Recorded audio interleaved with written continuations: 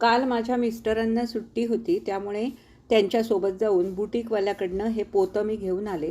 हे पोतं बुटीकवाल्याने मला 150 रुपयाला दिलं आणि या 150 रुपयाच्या पोत्यामध्ये बरंच काही घबाड आहे. घरी आणल्यावर या सगळ्याचं वर्गीकरण मला करायचं होतं. काल मिस्टरांना सुट्टी होती, काल यायला पण संध्याकाळ झाली, त्यामुळे हे काही जमलं नाही. आज मात्र मी ठरवलं की कचरा काढायच्या आधी या सगळ्याचं वर्गीकरण करायचं. आता हे वर्गीकरण मी कसं करते, कॉटनचे तुकडे वेगळे, सिंथेटिक वेगळे, अस्तरचे तुकडे वेगळे, असं सगळं वेगवेगळं ठेवल्यामुळे मला डिझाईन बनवायला जे तुकडे लागतात ते घेणंही सोपं जातं आणि जे आपण दुपट्यामध्ये लेयर्स टाकतो तर त्या दुपट्याच्या लेयर्ससाठी लागणारे अस्तरचे तुकडेसुद्धा मला पटकन मिळून जातात. तर अशा प्रकारे हे सगळं मी वर्गीकरण करत असते. आता तुम्ही म्हणाल या तुकड्यांपासून काय बनवायचं, तर मी आधी पण सांगितलेलंच आहे की या तुकड्यांपासून मी लहान मुलांची झबली, टोपडी किंवा पारंपरिक कुंची असं सगळं बनवते. आणि अगदी प्रामुख्याने लहान बाळांसाठी मी कॉटनचेच कपडे वापरते, कारण त्यांच्या आरोग्याच्या दृष्टीने विचार केला तर कॉटनचेच कपडे वापरले गेले पाहिजेत असं माझं स्वतःचं मत आहे. आता या व्यवसायात सगळ्यात मोठा फायदा म्हणजे कच्चा माल जो आहे तोच हा शिल्लक तुकड्यांचा कच्चा माल हा मला अगदी स्वस्तात मिळतो. आता हे सगळं पोतं मी 150 रुपयानं घेतलं, पण या 150 रुपयातून मी कमीत कमी 3 ते 4 हजार रुपये कमवू शकते. 4-5 दुपटी बनवली तरी जरी तुम्ही अगदी कमीत कमी हिशोब केला तरी 300 रुपयाला दुपटं जरी विकलं तरी धरा 5 दुपटी, 5 त्रिक 15, 1500 झाले ते दुपट्यांचे. शिवाय झबली, टोप्या आणि अजून मी जर सिंथेटिक कपडे थोडेसे मोठे असतील तर त्याच्यासाठी मी पिशव्या पण शिवून ठेवते. त्या पिशव्या पण कुणीतरी माझ्याकडनं घेऊन जातं. अशा प्रकारे आरामात मला 4 ते 5 हजार रुपये नक्कीच या 150 रुपयातनं मिळू शकतात. तर मला तरी वाटतं की हा व्यवसाय खूप फायदेशीर आहे. याचं कारण असं की आपल्याला इन्व्हेस्टमेंट कमी करावी लागते आणि त्यापासून आपल्याला फायदा जास्त मिळतो. फक्त एकच आहे, याच्यासाठी तुम्हाला एक काय म्हणाल तुम्ही की एक तुमच्याकडे एक अशी कला हवी की त्या कलेमुळे तुम्ही या सगळ्या तुकड्यांमधनं काहीतरी छान असं वेगळं बनवू शकाल. आता काही लेडीज ह्याच्यातनं पर्स बनवतात किंवा काही लेडीज ह्याच्या चिंध्या चिंध्या करून त्याचे वेगवेगळे काहीतरी असे वॉल हँगिंग वगैरे करतात. तर ते सुद्धा तुम्ही याच्यातनं करू शकता आणि त्याच्यातनं सुद्धा तुम्हाला भरपूर नफा मिळू शकतो. फक्त आपल्याला हे सगळं केल्यानंतर ते विकायची सुद्धा कला आपल्याकडे पाहिजे. म्हणजे पोस्टिंग कसं करायचं, कुठे जाहिराती करायच्या, हे सगळं जर आपल्याला येत असेल तर या तुकड्यांपासून छान छान वस्तू बनवून तुम्ही सुद्धा हे करून या वस्तू विकू शकता. जसं काही मी करते आता की मला फक्त एवढंच जमतं, जबली, दुपटी, टोपडी किंवा असे छोट्या छोट्या पिशव्या वगैरे एवढंच मी बनवू शकते. तर तेवढंसुद्धा बनवलं तरी मला आरामात याच्यातनं भरपूर नफा मिळू शकतो. तर माझ्या दृष्टीने हा व्यवसाय खरंच बघायला गेलं तर बिनभांडवलीच म्हणायला हरकत नाही. कारण बाजारात आज 1 मीटर कपडा घ्यायचा म्हटलं तरी 150 रुपये मीटरप्रमाणे चांगला कपडा आहे. आणि हे तर मी काय असं म्हणजे कचऱ्यातनं उचलून आणलेलं नाही आहे.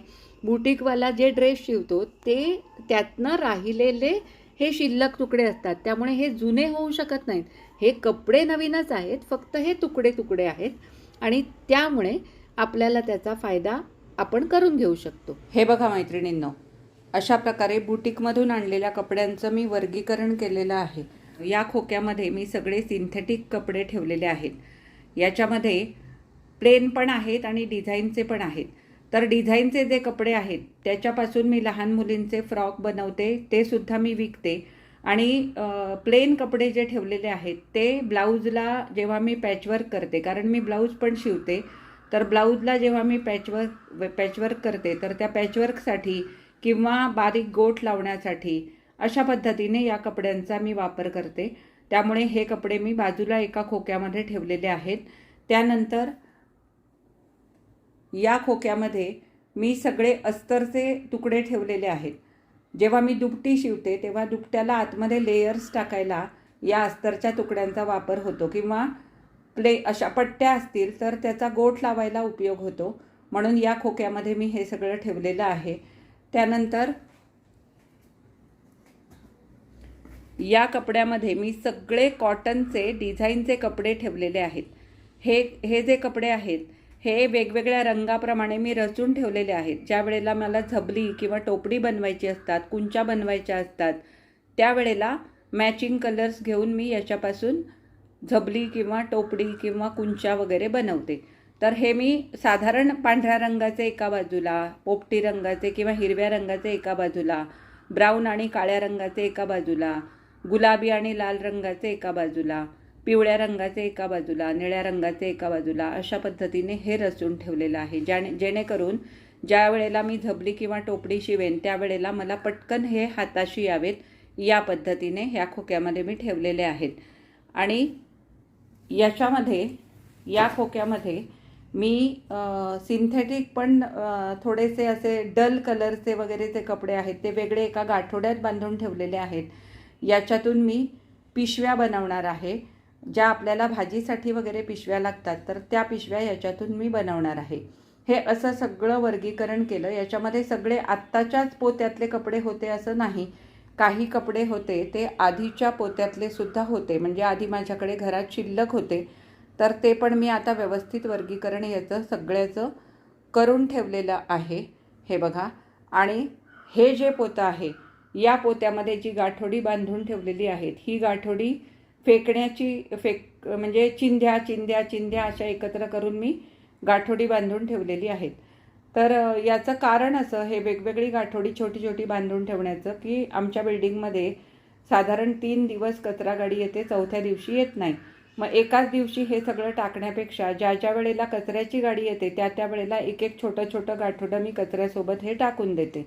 आणि हा जो बॉक्स आहे हा बॉक्स पण त्याचाच आहे. याच्यामध्ये पण काही चिंध्या आहेत, पण तो बॉक्सही खराब झालेला होता म्हणून तो सुद्धा मी आता टाकून देणार आहे. हे एवढं सगळं करायला सकाळी 9 वाजल्यापासून आता दुपारचे जवळजवळ 11:15 झालेले आहेत. एवढा सगळा वेळ मी याच्यासाठी दिला. आणि इथे आता तुम्ही बघू शकता मी कचरा सगळा हा दारात गोळा करून ठेवला आहे. अजून मी घरातला कुठलाही कचरा काढलेला नाही.